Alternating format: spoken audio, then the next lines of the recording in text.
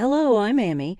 I'm just a regular college student, but I have a story to share that occasionally keeps me up at night. But I must take you back to the beginning in order to truly comprehend how everything went wrong. We lost Dad when I was 14.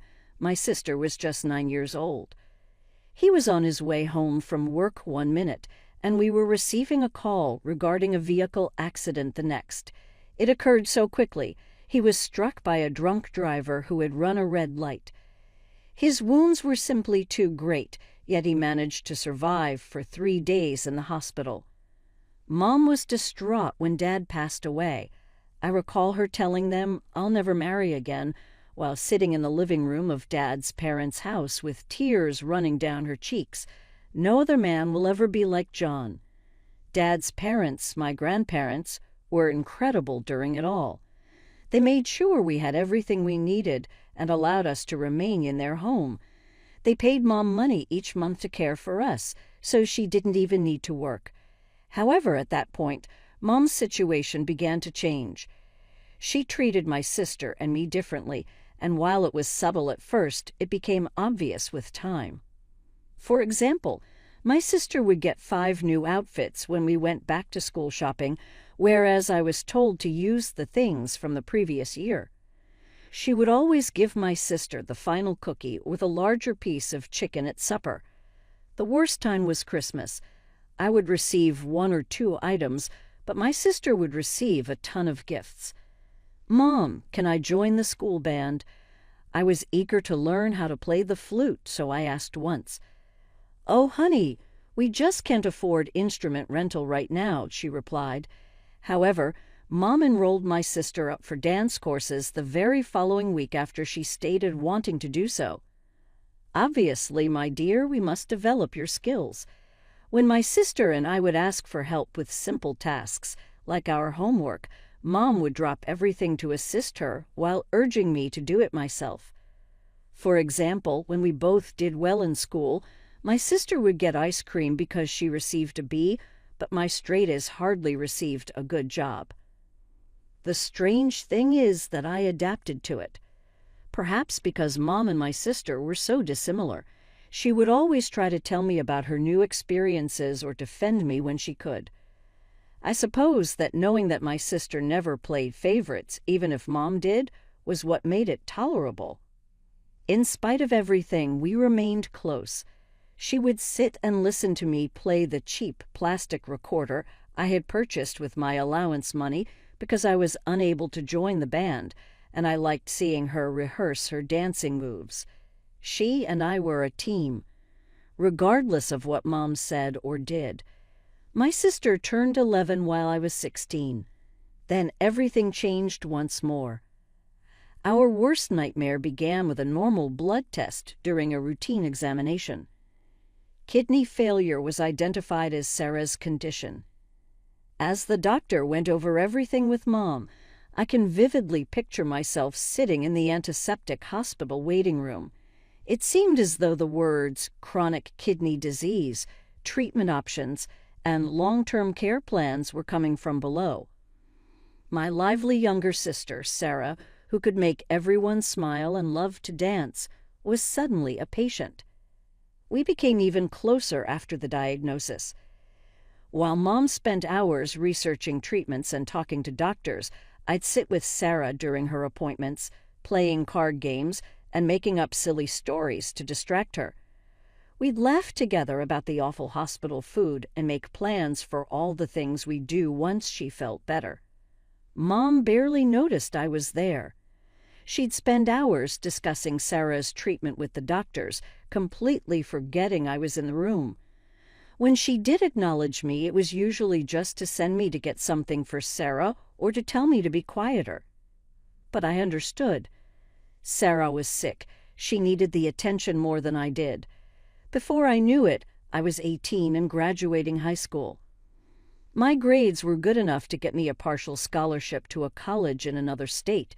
Grandma and Grandpa stepped in again, offering to cover the rest of my tuition and expenses. Mom barely made it to the ceremony.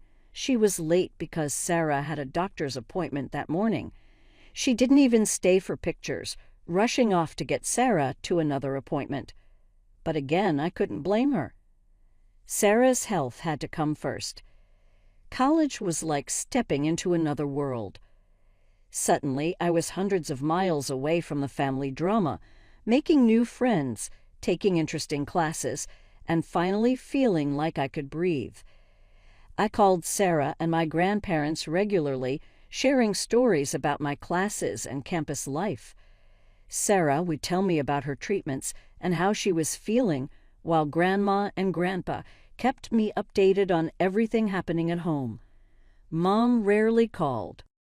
When she did, it was usually to tell me about Sarah's latest test results or to remind me to call my sister more often. She never asked about my classes or how I was doing. But that was okay. I was used to it by now. I was in the middle of my junior year when everything fell apart. It was just after midnight when my phone rang, Mom's number lighting up the screen. My stomach dropped. She never called this late. Amy? Her voice was raw, hysterical. Sarah's in the hospital. Her kidneys, they've completely failed. She's on a hemodialysis machine. I could hear her crying through the phone. You need to come home, right now. The next morning was a blur of emails to professors and rushed packing. I managed to get a leave of absence approved and booked a train ticket home. As the landscape rushed past my window, all I could think about was Sarah, lying in a hospital bed, waiting for me to come home. Mom was waiting for me at the train station, pacing back and forth on the platform. She looked like she hadn't slept in days. Her hair was messy, her clothes wrinkled, and there were dark circles under her eyes. As soon as she saw me, she grabbed my arm and started pulling me toward the parking lot.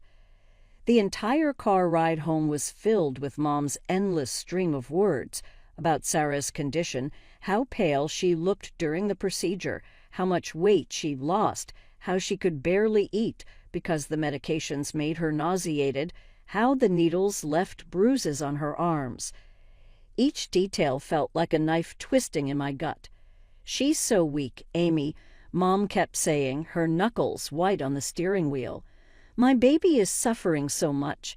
The hemodialysis is keeping her alive, but it's not a solution. She needs a real kidney. She needs. Mom suddenly fell silent as we pulled into our driveway. She turned off the engine but didn't get out of the car.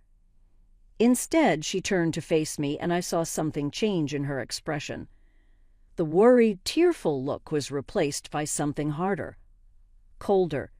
You can save her, she said, her voice suddenly stern and commanding. You must give her your kidney. I sat there, frozen. It wasn't the suggestion that shocked me. Of course, I considered the possibility of being a donor. It was the way she said it, like she was ordering me to hand over an object that belonged to her. Mom, I said carefully, what about the risks? What would happen to my health if I... She cut me off with a harsh laugh. Your health? Sarah's life and health are more important than yours. How can you even think about yourself at a time like this? The cruelty of her words hit me like a physical blow. I couldn't breathe, couldn't think. I stumbled out of the car and ran into the house, tears already streaming down my face. Behind me, I could hear Mom shouting. I locked myself in my old bedroom and collapsed onto the bed. I cried all night, muffling my sobs in my pillow so Mom wouldn't hear them and start yelling again. My mind kept spinning with questions. Did I even have a choice? What would happen to Sarah if I said no? What would happen to me if I said yes? Would Mom ever forgive me if I refused? When I finally came down for breakfast the next morning, Mom was sitting at the kitchen table, calmly drinking her coffee like nothing had happened. She looked up when I walked in and, in a matter-of-fact tone, said, "We need to get you tested as soon as possible to make sure you're a suitable donor. I'll call the hospital today to schedule the appointments." I gripped my coffee mug tightly, trying to keep my voice steady. Mom, I haven't decided yet about giving Sarah my kidney. The silence lasted only a moment before Mom exploded. She slammed her coffee mug down so hard that hot coffee splashed across the table. "You haven't decided," she screamed, her face turning red. "What is there to decide? Your sister is dying." I flinched as she stood up, her chair scraping against the floor. "Mom, please." "Don't you mom me, you selfish, heartless girl." She was pacing now, gesturing wildly. "You want to kill your sister. You want her to die so you can have all the attention for yourself." She grabbed a dish from the counter and threw it into the sink. The sound of shattering porcelain made me jump. "You're going to murder your own sister because you're too selfish to help her." I couldn't take it anymore. My hands were shaking so badly I could barely function, but somehow I managed to run upstairs to my room.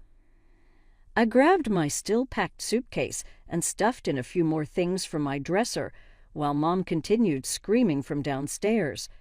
"You get back here. We're not done talking about this." But I was done. I ran down the stairs past my raging mother and out the front door. I could hear her following me, still shouting about how selfish I was, how I was killing my sister, how I was a horrible daughter. I just kept running until I couldn't hear her anymore. My grandparents' house was only a few blocks away. Grandma opened the door before I even finished knocking. "Sweetheart, what's wrong?" She pulled me into a hug as I burst into tears again. Grandpa appeared behind her, his face concerned. They sat me down in their cozy living room, the same room where we'd spent so many happy moments as a family. Grandma made hot chocolate, not the instant kind, but real hot chocolate with melted chocolate and warm milk, just like she used to make when I was little.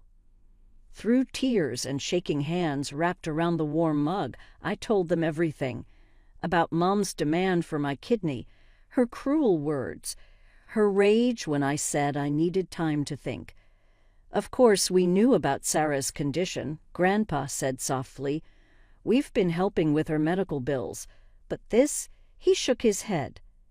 "Sweetheart," Grandma took my hand, "this has to be your decision.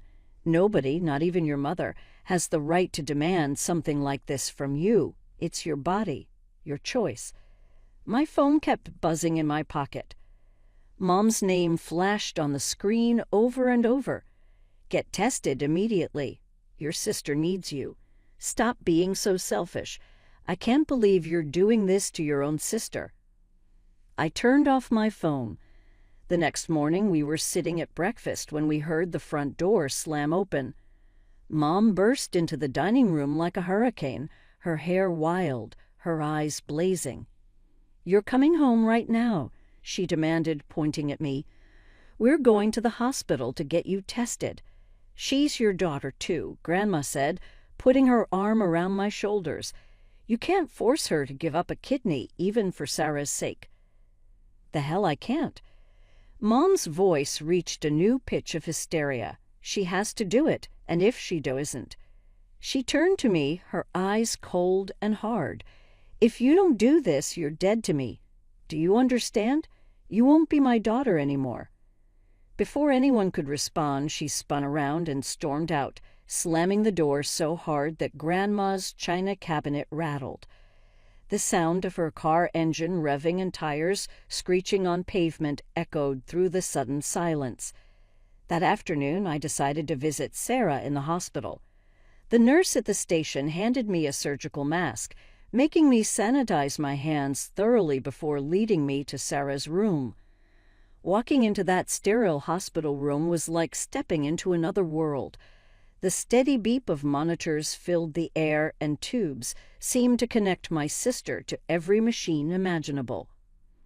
Sarah looked so small in that big hospital bed, but her face lit up when she saw me. "Amy." Her voice was weak, but her smile was as bright as ever. "You came." I carefully sat in the chair beside her bed, trying not to disturb any of the tubes or wires. "Of course I came, Squirt. Someone has to make sure you're not driving the nurses crazy." We sat there for a while, talking about nothing and everything, her favorite nurse, my college classes, the terrible hospital food. Then her expression turned serious. "Mom told me," she said quietly, "about asking you to be my donor." I felt my throat tighten. "Sarah." "No, listen." She reached for my hand, her fingers cold against mine. "I would never ask you to do that. It has to be your choice, Amy. Only yours." Tears welled up in my eyes as I squeezed her hand. Here she was, hooked up to machines, fighting for her life and still thinking about my feelings. While Mom was at home screaming about my selfishness, Sarah was protecting my right to choose. Looking at her, so brave, so sick, I made my decision. "I want to get tested," I said, "not because Mom's forcing me, but because I want to know if I can help." When Mom found out about my decision, it was like the past few days never happened. She rushed to hug me, crying and saying, "You're doing the right thing, Amy, the right thing." I moved back home from my grandparents' house, and over the next few weeks, I underwent test after test. Blood draws, tissue typing, psychological evaluations, the works. Mom was suddenly sweet as pie, making my favorite meals and asking about my day. It was like having the mother I'd always wanted. But somehow that made it even worse. Finally, after what felt like endless waiting, the doctor called us in to discuss the results. Mom and I sat in his office, the desk between us covered with papers and test results. He adjusted his glasses, looking uncomfortable. "I'm afraid I have some unexpected news," he began, shuffling through the papers. "According to these tests, Amy cannot be a donor for Sarah." Mom leaned forward. "What? Why not? We can do more tests." "It's not about more tests," the doctor interrupted gently. "The issue is, well, the degree of kinship between Amy and Sarah. It's not sufficient for a transplant." I sat there, trying to make sense of his words. "I don't understand," I said slowly. "What exactly do you mean by degree of kinship?" The doctor cleared his throat. "The genetic markers in your blood work show that you and Sarah are not full siblings. You share only one parent in common." I turned to look at Mom. She had gone completely white. "Mom." My voice came out as barely a whisper. "What's he talking about?" She jumped to her feet. "This doesn't matter. None of this matters. We'll find another donor." But everything had already changed. Before either of us could say anything else, she bolted from the office, letting the door slam behind her. The doctor waited a moment before speaking again, his voice gentle. "Miss Mitchell, the tests show that while you and Sarah share the same mother, you have different fathers. Your sister's biological father is not the same man who raised you." The words hit me like a physical blow. Different fathers. My sister's biological father isn't my father. Mom had cheated on Dad, had an affair, got pregnant with Sarah while married to my father. The drive home was a blur. I don't even remember getting in my car or navigating the familiar streets. When I walked into the house, I found Mom sitting at the kitchen table, a bottle of cognac and a half-empty glass in front of her. "We need to talk," I said, my voice shaking, "about how you cheated on Dad, about how you betrayed him." She took another swig from her glass, not even bothering to look at me. "It's none of your business. And anyway, what difference does it make now? You're useless. You can't even help your sister." I stared at her in disbelief. "My business. Dad was my father, and you cheated on him.